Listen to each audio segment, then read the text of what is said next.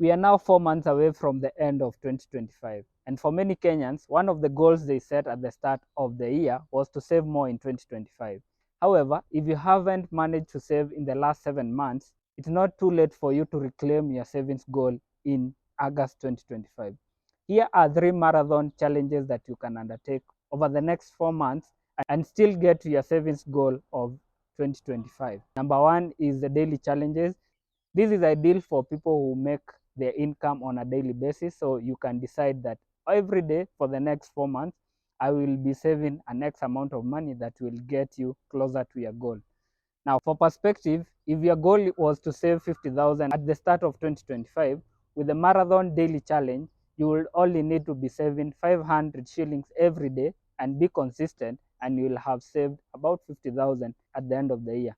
And for perspective, if you are saving 100 bob daily, you will end up with about 10,000 shillings, and you can adjust this amount that you save on a daily depending on how big your target is as well as your income capacity. Number two is the no spend challenge, and this involves you denying yourself the wants from your budget, especially if you realize that the reason you are not able to save is you have too many wants, and wants include things like weekend hangouts or maybe takeouts. You are spending too much money on dinners and going to restaurants, or it could even be subscriptions. All those wants, the no spend challenge requires you to choose a specific timeline when you will deny yourself the one. So for example, you can choose all 1 weekend a month I will not be going out, I'll just be staying in the house. And the ones could also be for a prolonged period of time depending on how aggressive you want to be. So for example, in November, you will find many people participate in the no spend November challenge, and this often requires them to cut all their wants for that month, because for many people it's usually to prepare for December, where there is slightly more expenses during the holidays.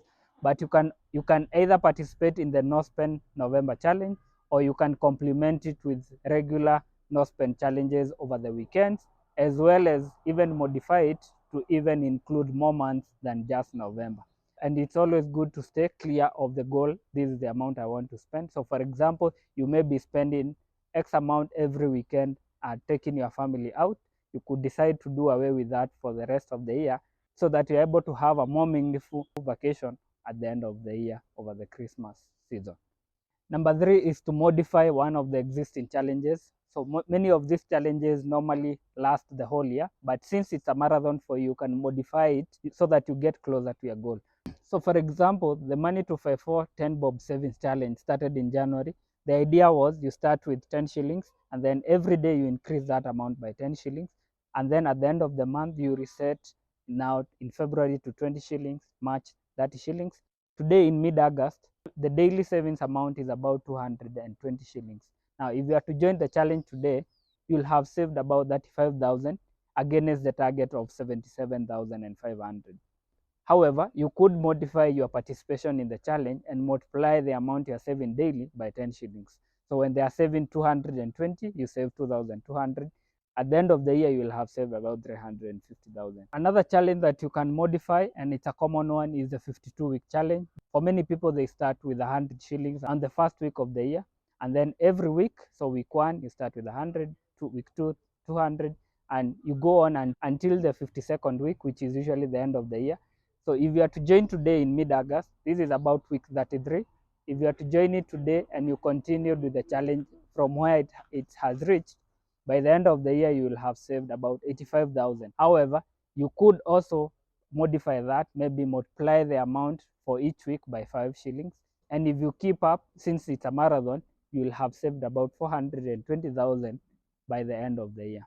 Money254.co.ke has written more tips about how you can become better at saving, as well as how you can build a savings habit, become better at budgeting, and even improve your financial well-being by saving and investing, and even how you can become better by maximizing the potential of your savings by investing them across various investment vehicles.